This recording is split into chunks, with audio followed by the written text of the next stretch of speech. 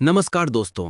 आज हम बात करने वाले हैं एक मेजर डिप्लोमेटिक कंट्रोवर्सी के बारे में जो साउथ एशिया की जियोपॉलिटिक्स को दिखा रहा है। इंडिया और अफगानिस्तान ने एक जॉइंट स्टेटमेंट इशू किया जिसमें जम्मू एंड कश्मीर को इंडिया का इंटीग्रल पार्ट बताया गया। पाकिस्तान इस पर बौखला गया और अफगान एम्बेसडर को समन कर लिया।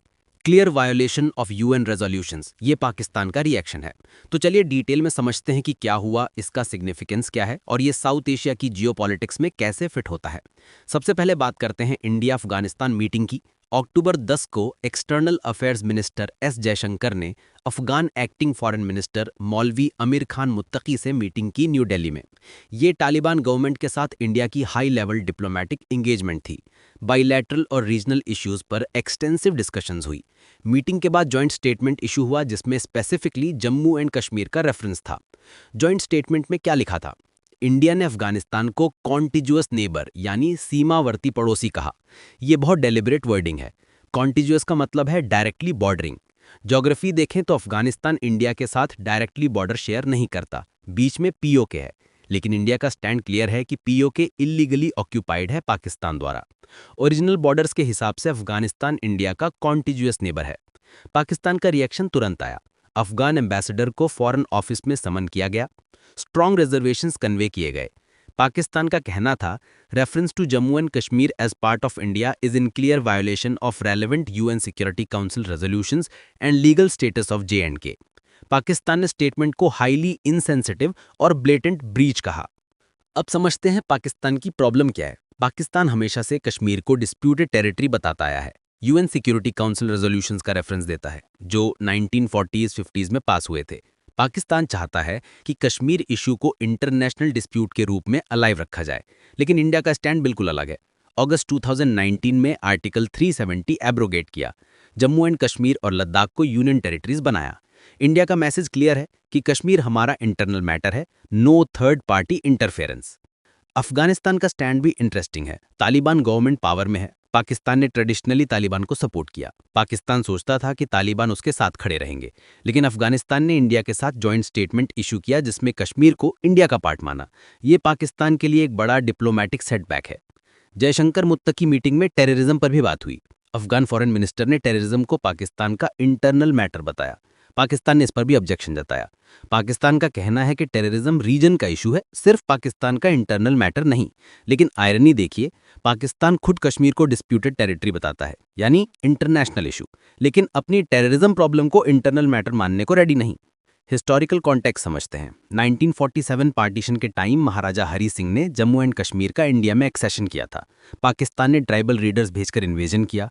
इंडिया ने यूएन में कंप्लेंट की।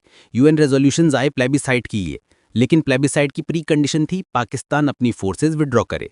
पाकिस्तान ने कभी फोर्सेज विड्रॉ की नहीं, इसलिए प्लेबिसाइट कभी हुआ नहीं।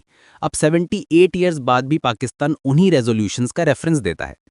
इंडिया का अगस्त 2009 मूव गेम चेंजर था।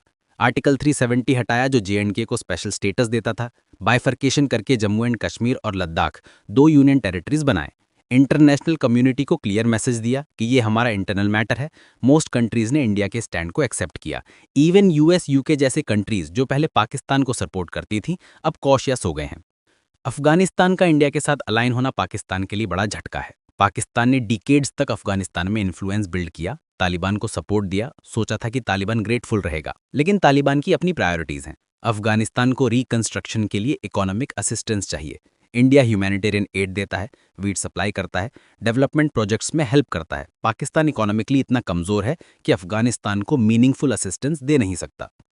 पाकिस्तान ने अफगान एम्बेसडर को जो धमकी दी, government of Pakistan has responsibility to take all necessary measures to uphold national security, ये हॉलो थ्रेट है।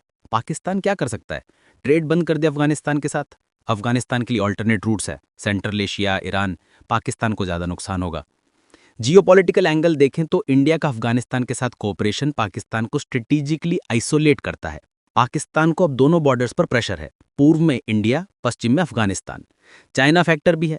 चाइना पाकिस्तान इकोनॉमी कॉरिडोर के लिए अफगानिस्तान में स्टेबिलिटी चाहिए, लेकिन अफगानिस्तान अगर इंडिया के साथ अलाइन हो रहा है तो चाइना के लिए भी चिंता की बात है।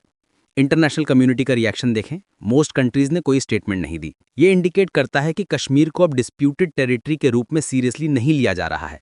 पाकिस्तान डिप्लोमेटिकली आइसोलेट हो रहा है। इकोनॉमिक क्राइसिस के चलते उसकी क्रेडिबिलिटी कम हो गई है। खालिस्तानी एक्सट्रीमिस्ट को यूके में शेल्टर देता है, टेरर ग्रुप्स को सपोर्ट करता है। ऐसे में इंटरनेशनल सिंपैथी पाकिस्तान को नहीं मिलती।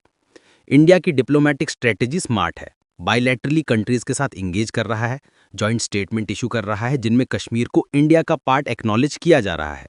अफगानिस्तान के बाद देखना इंटरेस्टिंग होगा कि कौन से और कंट्रीज सिमिलर स्टेटमेंट इशू करते हैं। तो दोस्तों, ये कंट्रोवर्सी पाकिस्तान की डिप्लोमेटिक आइसोलेशन को हाईलाइट करता है। अफगानिस्तान, जैसे पाकिस्तान अपना बैकयार्ड मानता था, वो इंडिया के साथ जॉइंट स्टेटमेंट इशू कर रहा है कश्मीर को इंडिया का पार्ट बताते हुए। पाकिस्तान समन कर सकता है एम्बेसडर को, प्रोटेस्ट कर सकता है, लेकिन ग्राउंड रियलिटी ये है कि इंटरनेशनल कम्युनिटी का स्टांस शिफ्ट हो रहा है इंडिया के फेवर में। अगर आपको ये वीडियो इन्फॉर्मेटिव लगा तो स्वारा ऑफिशियल को सब्सक्राइब करना ना भूलें और बेल आइकन को प्रेस करें ताकि आपको हमारे लेटेस्ट अपडेट्स मिलते रहें। अपनी राय कमेंट में ज़रूर बताएं। धन्यवाद।